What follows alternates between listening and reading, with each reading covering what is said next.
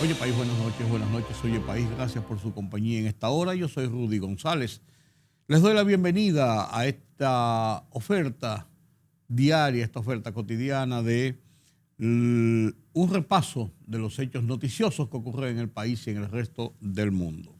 Ayer martes se cumplieron las exequias fúnebres de Orlando Gil, el fallecimiento de nuestro compañero, de nuestro amigo, de ese brillante periodista. Ayer recibió cristiana sepultura en el cementerio Puerta del Cielo, poco después del mediodía, cuando ya la tarde comenzaba a buscar su horizonte. Un acto muy bonito, de familia, de amigos. No habíamos muchos, los amigos, los familiares. El doctor Julio César Castaño Guzmán, quien fue presidente de la Junta Central Electoral, quien fuera juez, vicepresidente de la Suprema Corte de Justicia, un amigo entrañable de Orlando Gil, que cada sábado pasaba por nuestra peña y decía, ¿dónde está el maestro? Y se sentaba al lado de él, y él nunca almorzaba ni tomaba de los vinos que bebíamos ahí, sino que él decía, deme un cafecito, que esté caliente, por favor. Y entonces se sentaba al lado de Orlando Gil y era ahí susurrándole cosas y Orlando Gil susurrándole otras y usaba un chiste ya general, pero era su consejero. Y así lo dijo en las palabras que tuvo frente al féretro de Orlando Gil antes de recibir cristiana sepultura. Siendo presidente de la Junta Central Electoral, durante esos años iba cada sábado, faltaba uno que otro, pero cada sábado religiosamente a conversar con nosotros, con el grupito que nos reuníamos y con Orlando Gil en particular. También Eddie Olivares, quien fuera miembro de la Junta Central Electoral, abogado, dirigente del PRM, estuvo allí y dijo unas palabras. Fueron las dos palabras, las dos intervenciones que hubo ponderando las virtudes al amigo que se despedía. Y así concluyó Melina,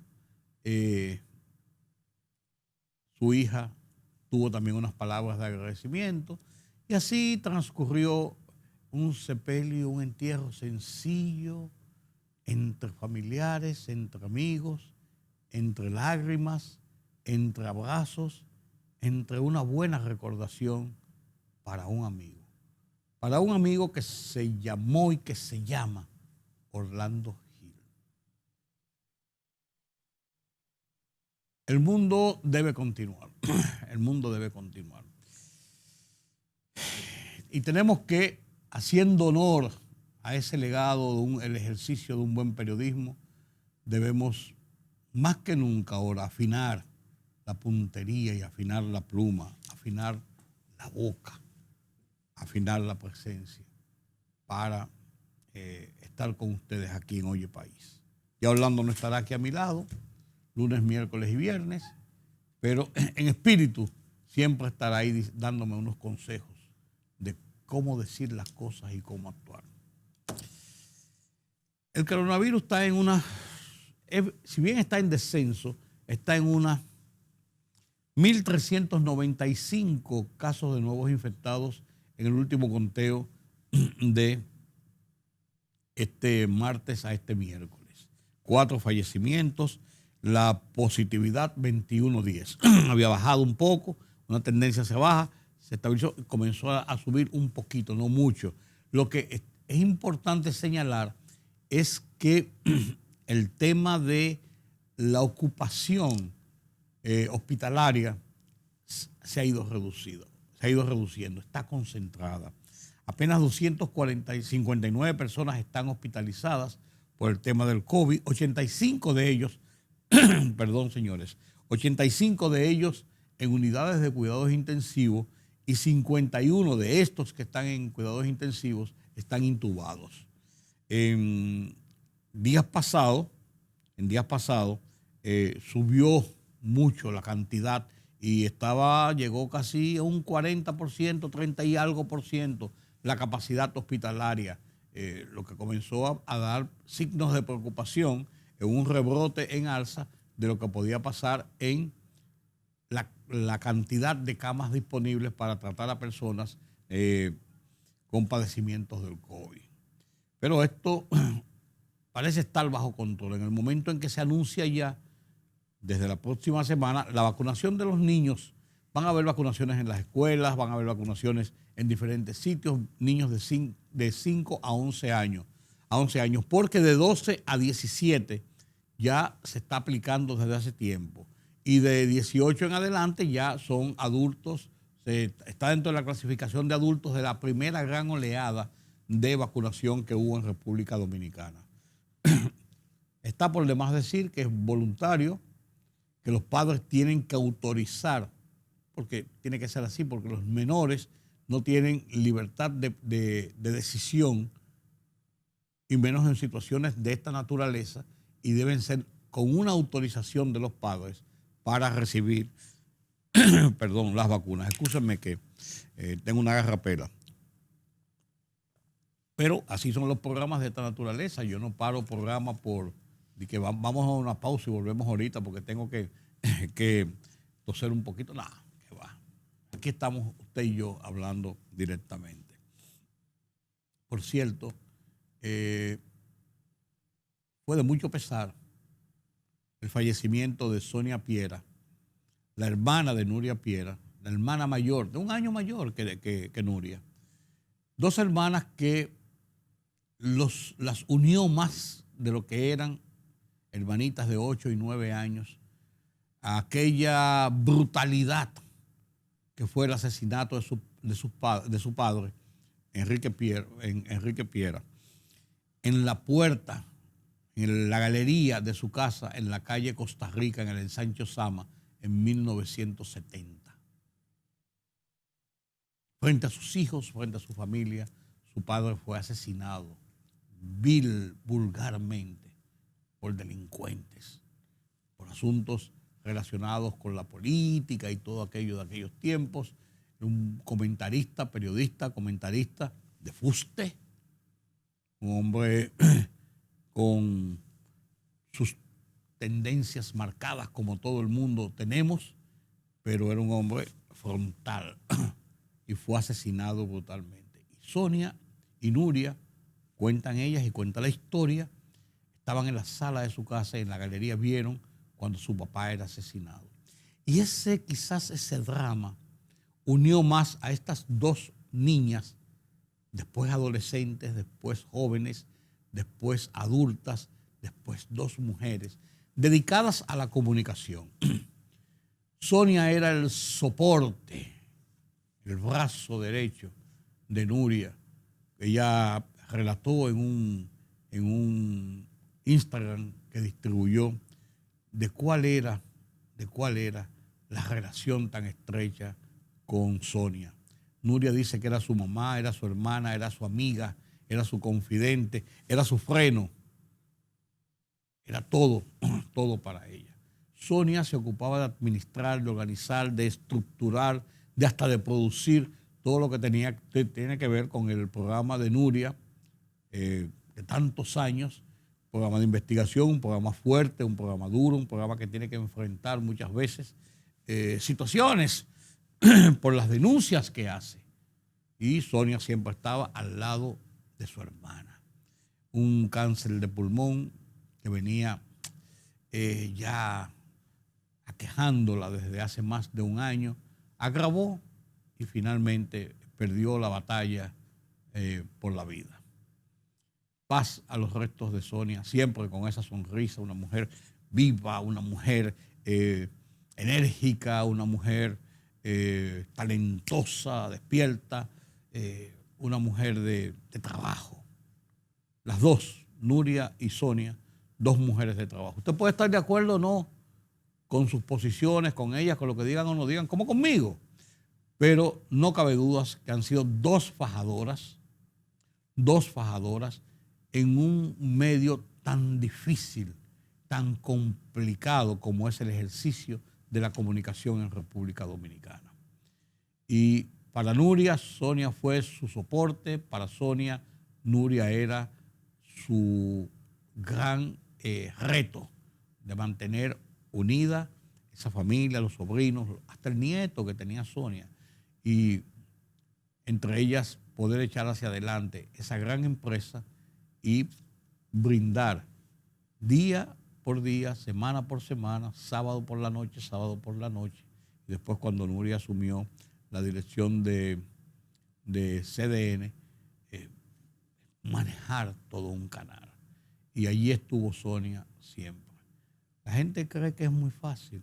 La gente no sabe las amarguras, las tensiones, los problemas que enfrentamos día a día para hacer un programa como este y como el de Nuria, con mucho más razón, porque es un programa ya con mucho más profundidad y la búsqueda de una investigación, y tienen que haber unos detalles más acabados y una serie de situaciones diferentes, pero ustedes me ven aquí conversando, tomándome un trago de agua, a veces haciendo un chiste para paliar tensiones y para paliar situaciones, pero detrás de estas cámaras, ese equipo que está con nosotros aquí trabajando y nuestros productores y todo esto, todos los días enfrentamos situaciones personales, situaciones de trabajo. No es fácil, es un compromiso, ya uno hasta se adapta, y cuando las cosas pasan muy, muy suaves, yo le digo a Tingo aquí, ay, qué bueno el día de hoy, él me dice, sí, me voy a comer un chivito a nombre suyo después que terminemos la grabación. Todo eso pasa, todo eso pasa. Paz a los restos de Sonia Piera. Se ha armado una discusión entre los grupos nacionalistas y no nacionalistas con el tema haitiano. El anuncio de la entrega de unos carnets de transfronterizos, por así decirlo, en un plan piloto de poder dotar de alguna suerte de documentación o de identificación a los haitianos que en la zona de la frontera o cruzan a trabajar o conviven allí en la zona de la frontera con dominicanos, ha generado una nueva distensión.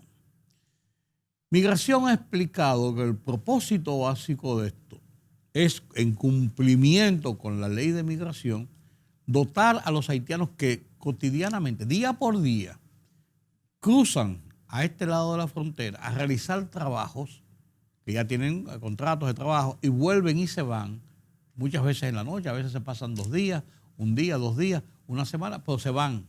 Son transeúntes, por así decirlo, de la frontera.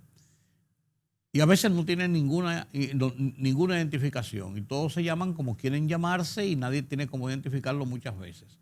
Esta forma es una forma de tener un control de quiénes son,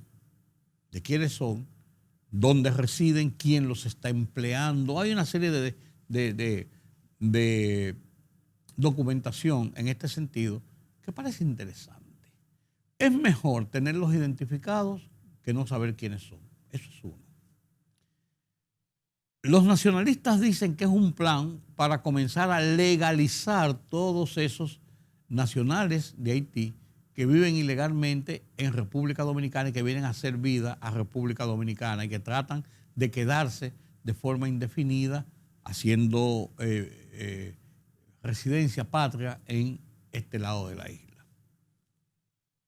Migración ha dicho que no. Hay un plan piloto en este sentido en la zona de Pedernales, a ver cómo funciona. Y dice Migración que para cualquier nacional de eso que cruce, tiene que llenar una serie de requisitos. Primero, tener una identificación, una cédula, un pasaporte, un acta de nacimiento, lo que usted quiera, una identificación de su país, de quién es, cómo se llama, su fecha de nacimiento, bla, bla, bla. Segundo, tener una carta, una responsabilidad de quién lo emplea en el lado de República Dominicana, que él cruza todos los días a trabajar aquí, o qué tipo de actividad hace en República Dominicana, si es que hace trabajo de jornalero, si es que hace trabajo de chiripero, lo que sea, en qué sitio está, para tener una ubicación de esa persona. tener un registro de entradas y salidas. Cuando entró, cuando se vuelve y se va, deben ser personas para venir e ir. Vamos a ver cómo funciona esto. Lo que pasa es que tenemos muchas ojerizas con el tema de la invasión pacífica de Haití. El gobierno ha demostrado que tiene interés en evitar una masiva oleada de haitianos a República Dominicana, e incluso ha arreciado los programas de identificación y de repatriación de personas indocumentadas. Pero este es un tema que va a pervivir por mucho tiempo en grupos y grupos, unos a favor, otros en contra del tema haitiano. Lo que vino a agudizarse desde el 2013, cuando la sentencia del Tribunal Constitucional sobre el estatus migratorio, el estatus legal de permanencia o de nacionalidad de los inmigrantes o de los extranjeros en República Dominicana, lo que afectaba principalmente al tema haitiano. Y eso, recuerden ustedes, desbordó pasiones, hubo manifestaciones, hubo campañas internacionales contra República Dominicana en ese sentido, y grupos pronacionalistas aquí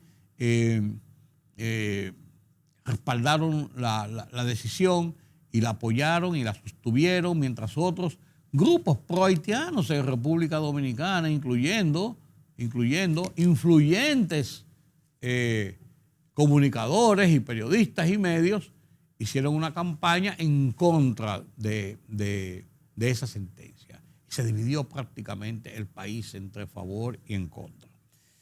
Desde ahí en adelante siempre ha seguido, y más con los estados de inestabilidad que ha vivido Haití, han seguido siempre esas atenciones, esas ojerizas sobre cada cosa de los haitianos, que muchas veces tiran zancadillas a República Dominicana en los foros internacionales y también en nuestra demarcación.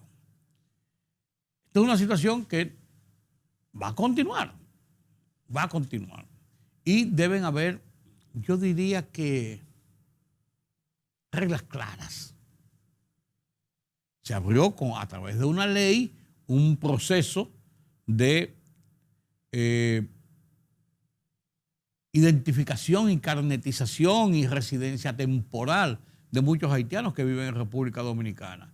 Ellos fueron muy pocos, 200.000 y algo, que acudieron a esta regularización, porque la mayoría no tiene ningún tipo de documentos de su país que diga cuándo nacieron, dónde nacieron, quiénes son, de cómo se llaman realmente y desde cuándo están en República Dominicana.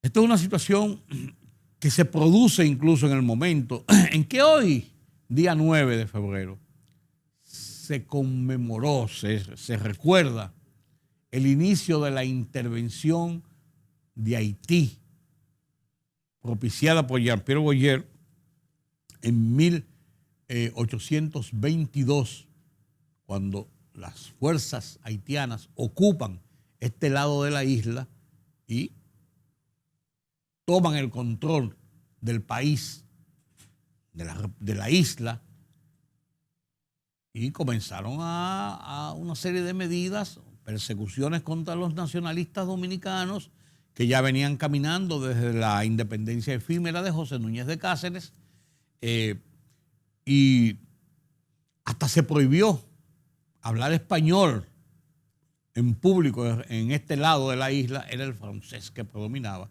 Y esta ocupación duró, justamente fue en el 1822 y duró 22 años, porque en el 1844 el grupo de patriotas, encabezados por Juan Pablo Duarte Sánchez, Francisco del Rosario Sánchez y Mella, Ramón Matías Mella, encabezaron el movimiento que resultó en la declaratoria de independencia y del establecimiento de una República Dominicana. Hoy, día 9 de febrero, se cumplieron 200 años de aquella grosera invasión de Boyer para sojuzgar a la República Dominicana por 22 años a este lado de la isla, y provoca que la República Dominicana obtenga su independencia no de la colonia de España, sino del yugo haitiano de nuestros vecinos con quien compartíamos la isla. Es así, señores. Ahí está, esa es la historia. Ahí está. Miren, hay un caso que nos da mucha agua que beber. Y fue el caso de Ashley Rodríguez, la jovencita que sufrió las heridas andando en un motor el lunes pasado, semana pasada. ¿Qué pasó con Ashley? Ella estaba en un motor, se subió a las 7 de la mañana en un motor para ir a la escuela, 17 años. El abrigo que tenía puesto se enredó en la cadena del motor, en la parte de abajo en la cadena, la arrastró, la prensó y el brazo se le rompió en dos partes, tuvo heridas en dos partes en el brazo, cayó, resultó herida en un accidente, pero el accidente principal, el daño principal fue cuando el abrigo la agarró y la apretó y le rompió el brazo. Ella fue rápidamente, eso ocurrió detrás del multicentro, por ahí, de aquel lado, en Santo Domingo Este, en esa zona por ahí. La llevan al Darío Contreras, el hospital de traumatología principal de República Dominicana y el gran hospital más cerca de la zona. La llevan allí, le dan los tratamientos, bla, bla, bla, le ponen un yeso, la tienen ahí y en la noche la despachan. Tarde noche la despachan. No se puede ir, no tiene nada. Ya está bien. Cuando ella llega a la casa dice que presentó agudos dolores, que no le dijeron qué tenía que hacer o qué no tenía que hacer, sino que simplemente usted está bien, se puede ir. Eso es lo que ella narra. Y de ahí en adelante vino una tortura con una situación de que ella estuvo a punto de perder el brazo y las heridas. Y esto se convirtió en un tema periodístico. El Listín Diario lo llevó a La Vanguardia en un tema periodístico y el hospital ha dicho, no, nosotros la despachamos porque ella estaba bien. Aquí la gente se trata bien. Entonces la niña dice que no, que a ella nadie le dijo nada, que el médico le dijo, no se puede ir, que habían unos familiares, se pueden ir, sácame a esa gente de aquí, que no tienen por qué estar aquí. Y sacaron a todo el mundo y ella se fue y que le dieron una receta, tómese eso. Pero, ¿sabe? No le dieron unas instrucciones, no le dijeron qué tenía, qué iba a pasar. Y dice que cuando le quitaron el yeso, por los dolores que tenía, estaba lleno de llagas todo el brazo. Eso es lo que ella cuenta. Esto ha puesto en el tapete las atenciones que recibe cualquier ciudadano, hijo del pueblo, en un hospital público con situaciones de esta naturaleza. Esto deja mucho que decir, deja mucho de qué hablar.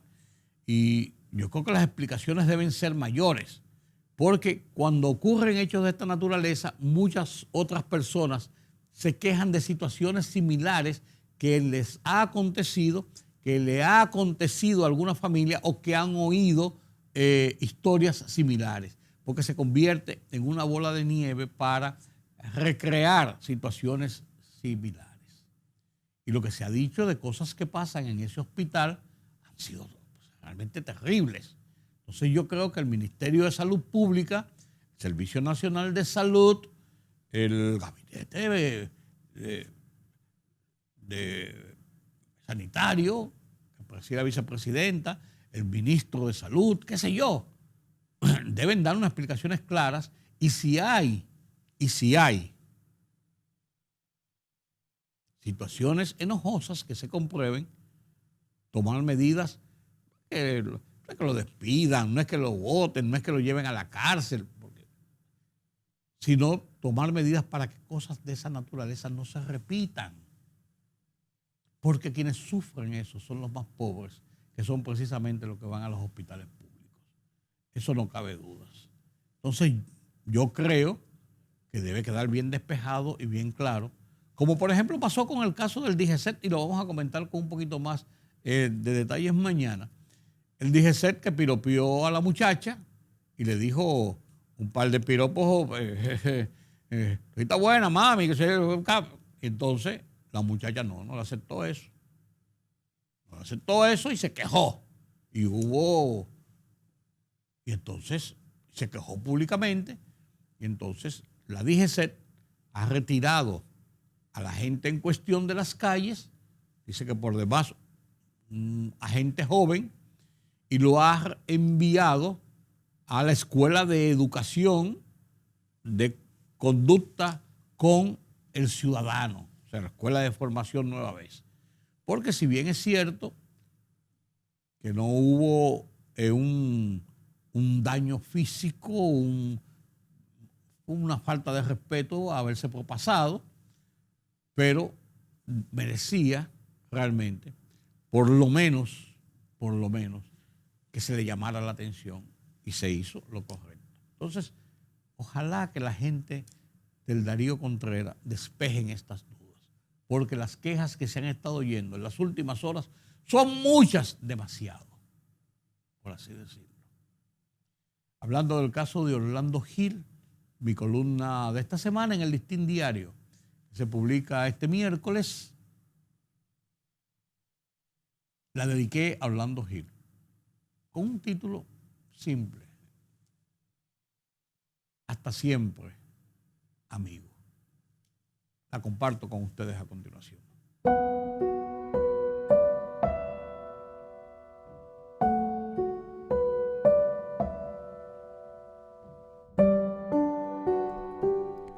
Un día de los años 80 recibí una llamada, no habitual en nuestras relaciones de periodistas. Cuídate de los políticos. Te buscan cuando quieren algo de ti. Yo sé lo que te digo. No son amigos ni enemigos, son políticos. Era Orlando Gil, que me aconsejaba en uno de los momentos álgidos de mi polémica pública con Peña Gómez. Otra vez me dijo: nunca te lleves de los titulares, de un párrafo publicado sobre una declaración o un documento. Busca el texto completo y saca tus propias conclusiones antes de escribir de ello. Y en otra ocasión me aconsejó: no te precipites en publicar algo que no has confrontado, que no has comprobado por diferentes fuentes. Pero un día que pase, siempre será mejor lo que escribas y publiques, pues nunca te desmentirán y más te respetarán. Sabios consejos que forman parte del diario accionar en el periodismo. Algo que de paso enseñé y repetí siempre citando al maestro en las aulas universitarias a mis alumnos aspirantes a periodistas. Hoy los comparto con ustedes, con orgullo, satisfacción y agradecimiento. Orlando Gil ha fallecido. No es noticia vieja ni nueva, es un hecho. Sin embargo, el legado que nos ha dejado a los periodistas de vieja data, veteranos, como nos dicen a los que peinamos canas en esta profesión, a la sociedad en general, pero en especial a la clase política, será imperecedero. Orlando, te has ido físicamente, pero vivirás en mi corazón como lo que fuiste, mi gran amigo. Y esto, siguiendo tus consejos, lo he confirmado. Por ello no te digo adiós, te digo hasta siempre, compañero y amigo.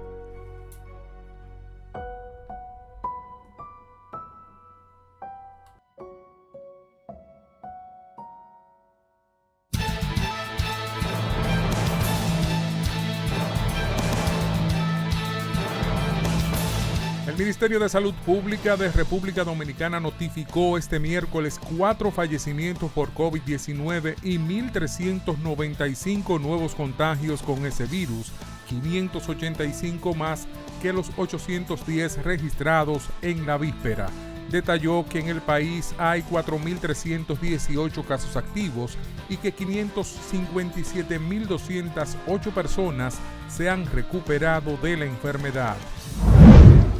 El asesor del Poder Ejecutivo en Políticas de Seguridad Ciudadana y Sistema Penitenciario y coordinador del proceso de reestructuración del sistema educativo de la policía, Roberto Santana, recomendó la creación de un bachillerato técnico en seguridad y protección ciudadana que permita realizar una selección y reclutamiento de miembros de la institución que sean más asertivos. Santana dice que son relevantes las evidencias sobre las limitaciones en el proceso de reclutamiento y admisión de los miembros del cuerpo policial y la subsecuente merma en la calidad del aprovechamiento académico del estudiante y en el tipo de egresados que el campo ocupacional recibe.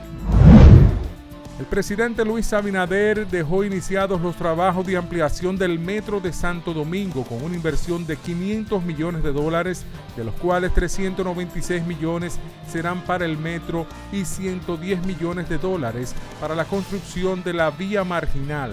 Se trata de una línea 2C del sistema de transporte masivo, la cual tendrá una extensión de 7.3 kilómetros, contará con 5 estaciones y conectará a la estación María Montés, ubicada en el kilómetro 9 de la autopista Duarte, con el municipio de Los Alcarrizos.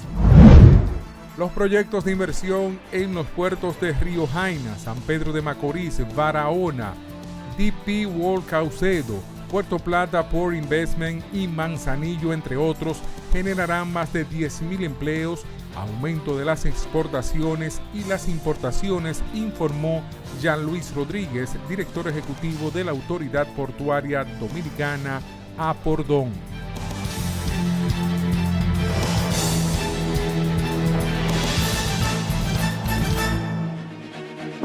El rumbo de la tarde, plural, objetivo, democrático, la verdad siempre. Con 3 verdaderos profesionales del periodismo y la comunicación, Georgie Rodríguez, Juan TH y Rudy González. Los Poderosos.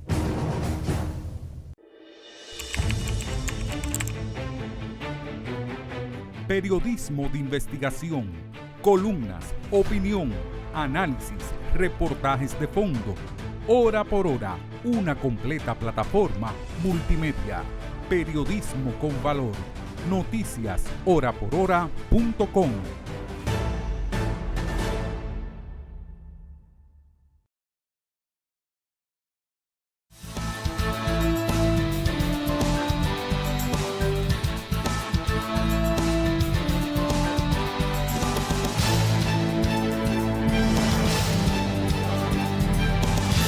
Gracias por continuar con nosotros aquí en Oye País. Las tensiones en Europa siguen a un nivel muy alto. Este miércoles los presidentes de Francia, el polaco,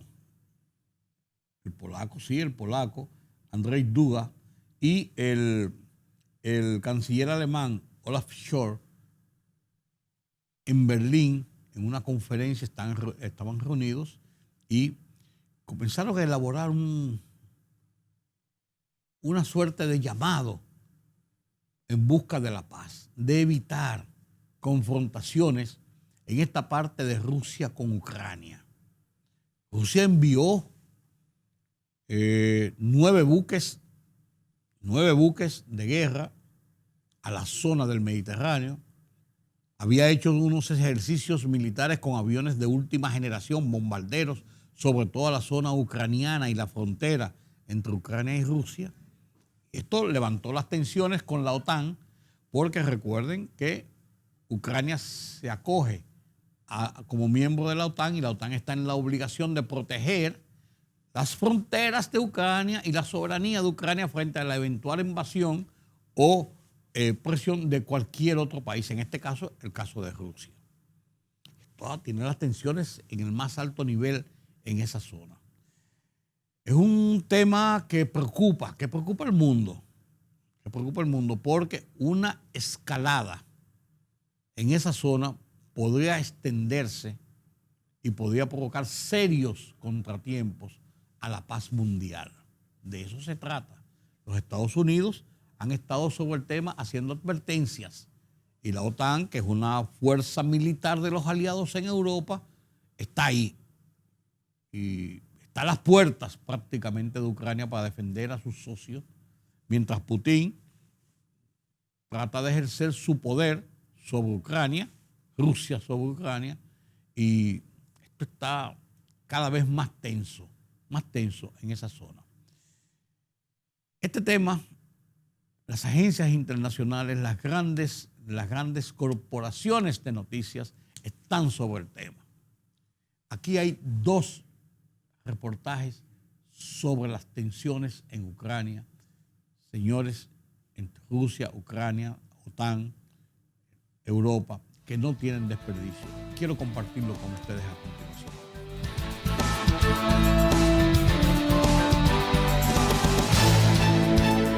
The Drive. Los buques de guerra rusos estacionados en Siria enviaron a la OTAN una seria advertencia. La aparición inesperada de 9 buques de guerra rusos en el Mediterráneo fue una dura advertencia para la OTAN, después de que 9 buques de guerra rusos aparecieran en aguas del mar Mediterráneo, lo que de hecho duplicaba la presencia de la flota rusa en esta región. La OTAN tomó esto como una señal muy seria de Rusia, ya que, en términos de su poder, los buques de guerra rusos resultó ser suficiente para controlar no solo la parte oriental, sino también la central del mar Mediterráneo, mientras que 3 submarinos rusos son suficientes para derrotar a las fuerzas significativas de las armadas de la OTAN. Inicialmente la OTAN rastreó solo 6 grandes barcos de asalto anfibios rusos que, como se esperaba, podrían transportar armas a Siria, aunque la alianza no estaba seguro de eso. La aparición de 6 barcos de desembarco en Tartus es una demostración de las capacidades de la flota rusa para desplegar sus fuerzas a largas distancias en regiones estratégicamente importantes del planeta. No está claro si estos barcos capaces de transportar una cantidad significativa de vehículos blindados y tropas tienen carga a bordo, informa la edición de The Drive. Sin embargo, cuando unos días después 3 buques de guerra rusos más cruzaron el canal de Suez, los temores entre los países de la OTAN aumentaron seriamente, ya que la alianza se dio cuenta de la imposibilidad de controlar a Rusia en la región. Es de destacar que en este momento varios buques de guerra rusos más se están moviendo en dirección a Siria, después de haber pasado recientemente por el estrecho de Gibraltar.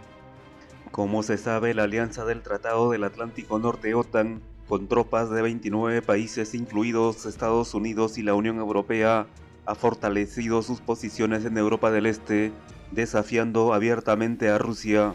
Como se sabe, hace poco Vladimir Putin afirmó que, de darse el hecho de que la OTAN aceptara a Ucrania entre sus filas, Europa se vería arrastrada a una guerra nuclear con Rusia, de la cual no habría ganadores. Según los expertos, la capacidad nuclear de Rusia no tiene análogo, con lo cual Europa podría ser arrasada por el poder ruso. Estados Unidos desplegó varios bombarderos estratégicos B-52 en Europa. El Pentágono ordenó el pronto despliegue de bombarderos estratégicos B-52 en Europa.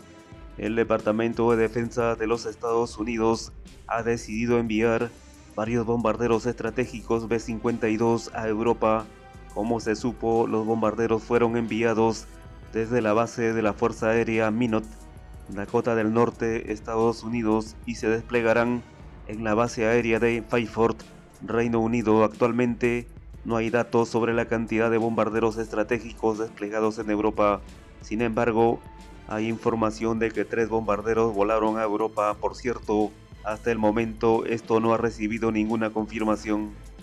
Según el canal de Telegram Hunter's Notes, el traslado de bombarderos estratégicos de la Fuerza Aérea de Estados Unidos a Europa está relacionado con la misión de la Fuerza Especial de Bombarderos, aunque se desconocen otros detalles.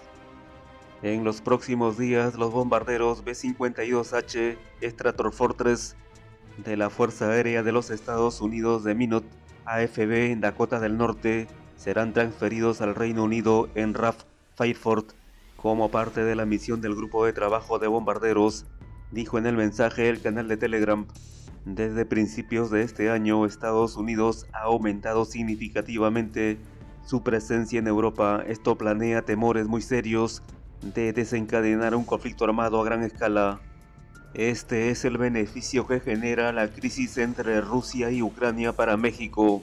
La situación política que encara a Rusia y Ucrania desde hace varias semanas tiene un efecto positivo en los intereses de México, estimó la diplomática mexicana Marta Bárcena. Hasta cierto punto está beneficiando a México porque el presupuesto para 2022 se calculó con un precio de $55 el barril y ahora está a más de $80.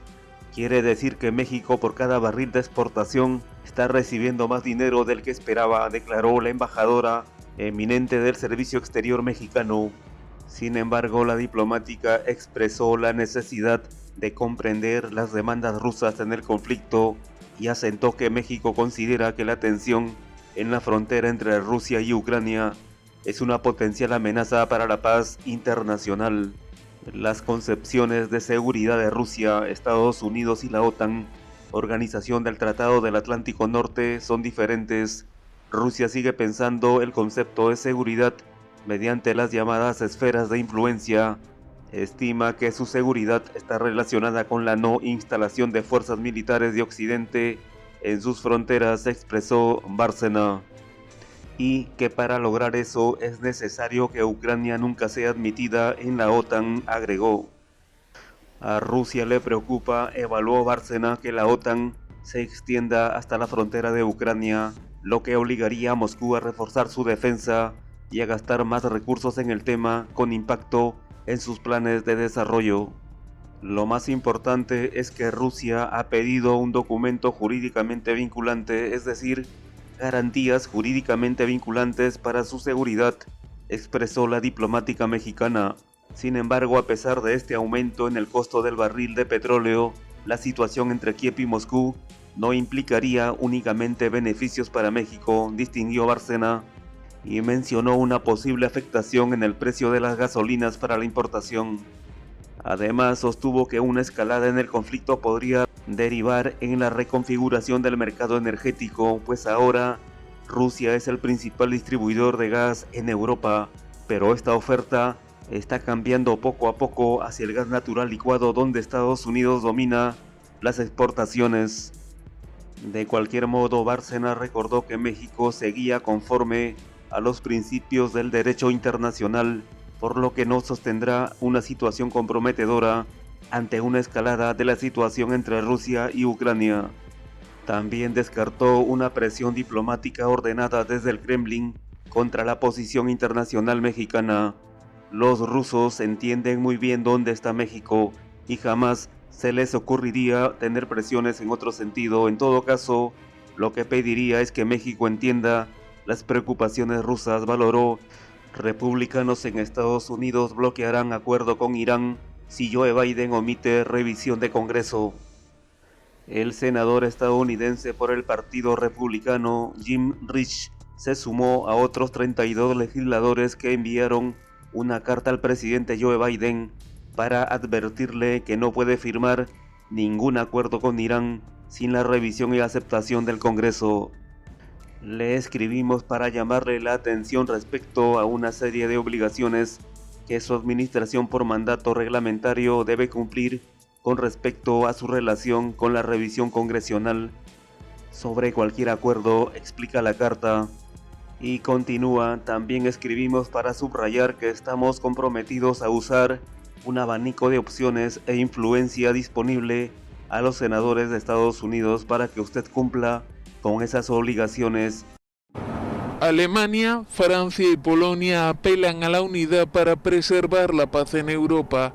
El canciller alemán Olaf Scholz, el presidente francés Emmanuel Macron y su homólogo polaco Andrzej Duda han cerrado filas este martes en Berlín en plena crisis con Rusia por Ucrania.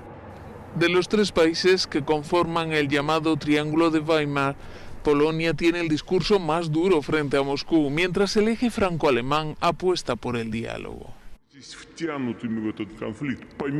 estalla una guerra, no habrá vencedores. El presidente ruso ha sido tajante, ha hablado del potencial nuclear de Moscú y ha dicho que si Ucrania estuviese dentro de la OTAN e intentase recuperar Crimea, los países europeos se verían automáticamente envueltos en un conflicto militar, en una guerra con Rusia.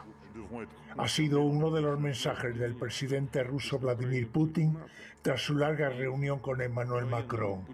Putin ha afirmado estar a la espera de los resultados del encuentro de hoy de Macron con el presidente de Ucrania. Y palabras amables de Putin hacia la mano tendida por Macron. Hay propuestas que pueden ayudar, ha dicho Putin. Rusia hará todo por encontrar un compromiso, afirma. No queda claro, sin embargo, si las iniciativas de Macron, aún no conocidas, las ha hecho en nombre de la OTAN o solo de su país. Y mientras tanto, el presidente Vladimir Putin se mantiene firme. Rusia está siendo amenazada, afirma. Y de nuevo reclama que Ucrania y Georgia no se incorporen a la Alianza Atlántica. Y también la retirada de armamento pesado de los países del este de Europa. Armamento que pueda suponer una amenaza para Rusia. El despliegue de tropas rusas en la frontera con Ucrania es muy preocupante y nuestra valoración de la situación es idéntica, al igual que nuestra postura. Una nueva violación de la integridad territorial y de la soberanía de Ucrania sería inaceptable y tendría consecuencias de gran alcance para Rusia, políticas, económicas y ciertamente geoestratégicas, afirma el canciller alemán. Tenemos que encontrar una solución para evitar la guerra. Como he dicho, esta es actualmente nuestra principal tarea. Creo que lo lograremos, dice el presidente polaco. En el plano militar, la OTAN y Rusia siguen haciendo ostentación de tropas. El ejército ruso realizó este martes maniobras aéreas con aviones de combate en la región de Krasnodar, cerca de Ucrania, y la flota del norte exhibió su potencial en el Atlántico. Sin embargo, la imagen que genera más inquietud es esta, la de los acorazados rusos dirigiéndose al Mar Negro para llevar a cabo unas maniobras militares a gran escala. Según Moscú, 3 ya han cruzado el estrecho de Dardanelos y otros 3 lo harán en las próximas horas. Rusia continúa extendiendo sus fuerzas militares, esta vez a través del Mar de Japón. 20 buques de guerra de la Armada Rusa del Pacífico han cruzado campos de hielo para realizar ejercicios a gran escala en la zona de las disputadas Islas Kuriles del Sur, atravesando el estrecho de la Pérouse hasta el mar de Okhotsk. Coincidió con el 7 de febrero, fecha en la que Japón celebró el Día de los Territorios del Norte, y protestó por la aparición de barcos rusos en las islas que reclaman como suyas. Japón ya había presentado sus quejas por vía diplomática a Moscú la semana pasada, después de que Rusia emitiera una alerta marítima informando sobre los ejercicios con fuego real, que incluirían varios lanzamientos de prueba de misiles. Esta disputa irresoluta de las Islas Kuriles es una de las secuelas de la Segunda Guerra Mundial y se suma a las crecientes tensiones diplomáticas en torno a la crisis en Ucrania y la fuerte presencia militar rusa. Si Rusia invade Ucrania, la OTAN y sus aliados estarán preparados. Este fue el contundente mensaje del presidente de Estados Unidos, Joe Biden, mientras el nuevo canciller alemán, Olaf Scholz, llegaba a la Casa Blanca para mantener conversaciones en una muestra de solidaridad sobre la crisis que se está gestando.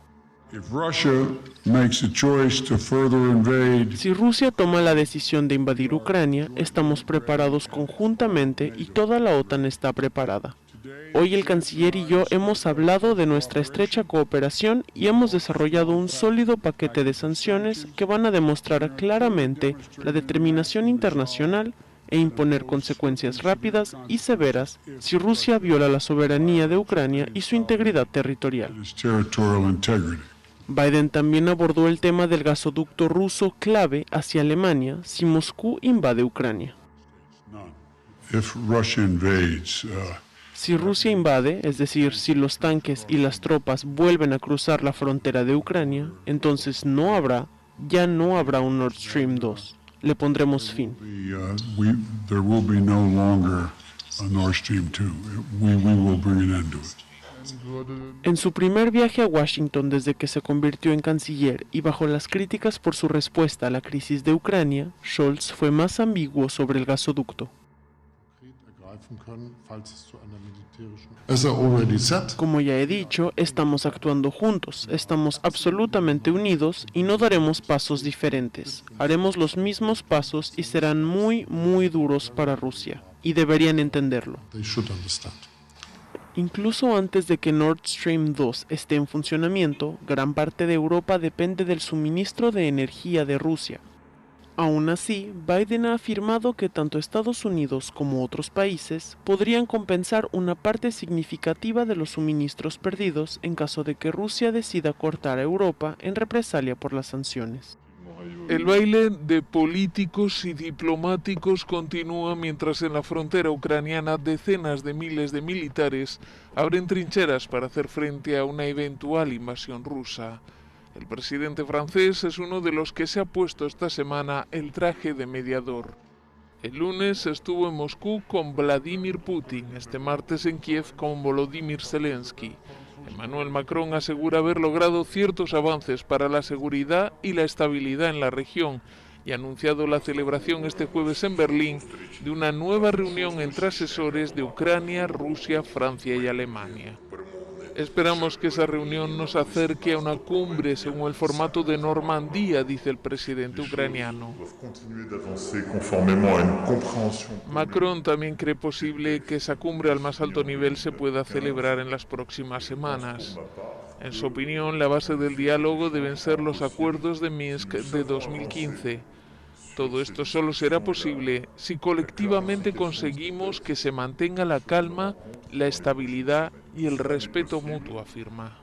El aparente optimismo de unos contrasta con la preocupación de otros.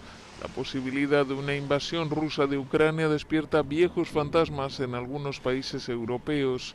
Los ministros de Exteriores de República Checa, Eslovaquia y Austria se han reunido este martes para mostrar su apoyo al gobierno de Kiev. Para Austria resulta impensable quedarse de brazos cruzados mientras piensan en redibujar las fronteras por la fuerza militar. Para un país de nuestro tamaño, en el centro de Europa, que depende de la seguridad, que depende del derecho internacional, es una cuestión de supervivencia a largo plazo.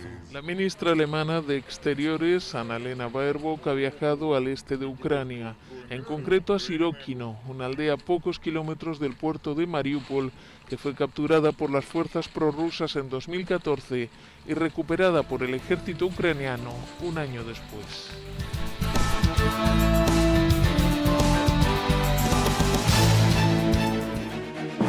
El rumbo de la tarde, plural, objetivo, democrático, la verdad siempre.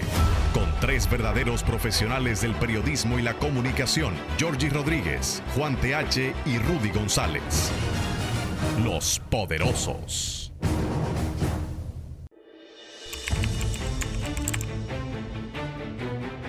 Periodismo de investigación, columnas, opinión, análisis, reportajes de fondo. Hora por hora, una completa plataforma multimedia. Periodismo con valor. Noticias horaporhora.com.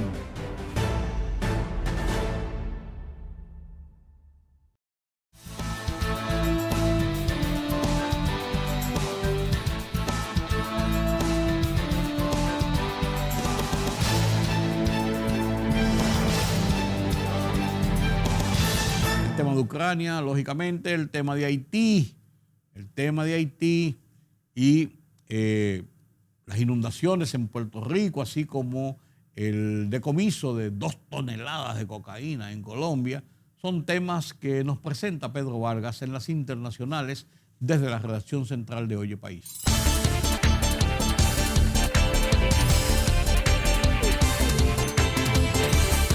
El canciller alemán Olaf Scholz, el presidente francés Emmanuel Macron y su homólogo polaco Andrzej Duda expresaron hoy desde Berlín su absoluta unidad en el objetivo compartido de preservar la paz en Europa. algo que a juicio del eje franco-alemán pasa por el diálogo con Rusia. Nuestra evaluación de la situación en Ucrania es idéntica, afirmó Scholz en una comparecencia conjunta previo a la reunión convocada en la capital alemana con los presidentes polaco y francés, el primero de regreso de su viaje a Washington y Macron de vuelta de Moscú y Kiev.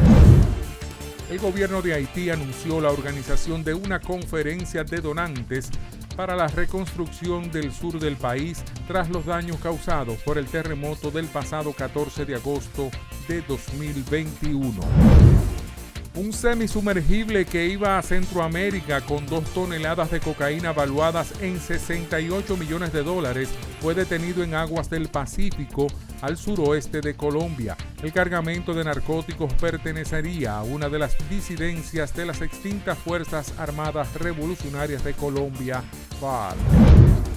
El gobernador de Puerto Rico, Pedro Pierluisi, firmó una orden ejecutiva para declarar el estado de emergencia en 15 municipios afectados por las inundaciones registradas el pasado fin de semana en la isla, donde se recogieron hasta 15 pulgadas de lluvia, aunque no hubo que lamentar muertes.